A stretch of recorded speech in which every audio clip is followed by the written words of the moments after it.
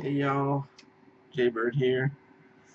Jaybird Challenge number 16 tonight, and a very interesting subject from my counterpart Megan.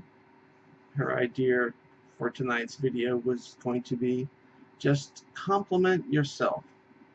And I think this is probably the best idea that either of us have come up with for a video so far.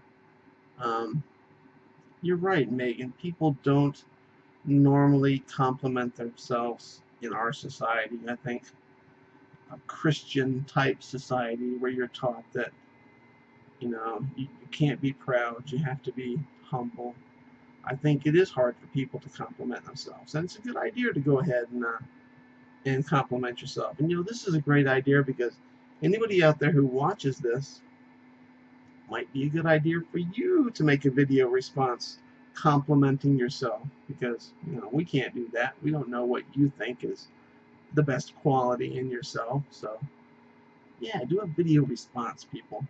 I know we keep twisting your arms in all our videos saying, come on, do a video response, but it would be nice to see a few people jump in, especially on this one, because it's a good subject. And Megan, I'm also glad that you decided to do your video tonight, even though you didn't feel up to it.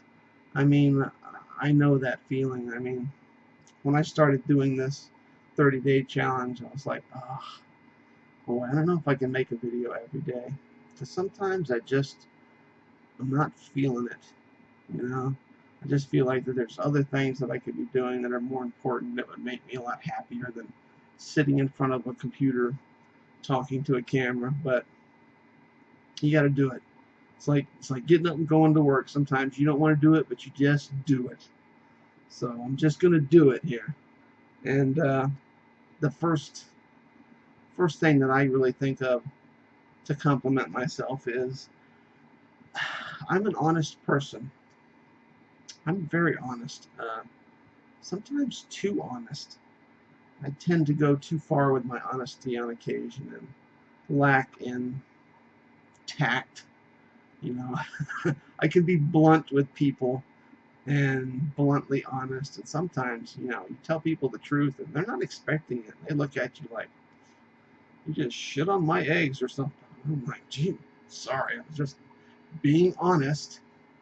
But yeah, I'm a very honest person. I think it comes a lot from the fact that when I was a kid, I was not very honest. I was the kind of kid who would run around and make up all kinds of wild stories just to get attention for himself. And I look back at that and I'm embarrassed about that. I know my parents were probably disappointed in me being dishonest, so I've turned that around 180 degrees. And like you, Megan, I'm a very compassionate person. Though I've never really had to deal with kids. I mean, I deal with kids fine, but there's just not a lot of kids in my life growing up, other than when I was a little kid.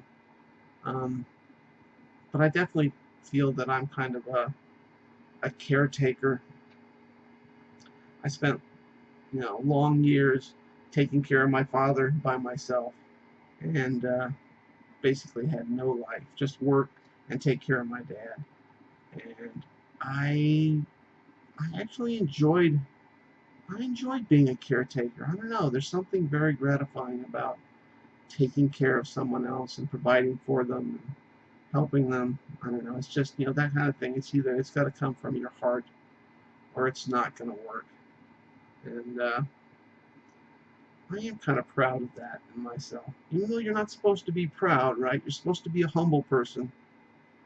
And I agree with that. I do agree with the fact that you shouldn't be too proud. I mean, pride is kind of like a vice. It's vanity. And I try myself to have dignity and self-respect. And you can have those things without being overly proud. So I try to be like that. And I'm also rather empathic, like you said.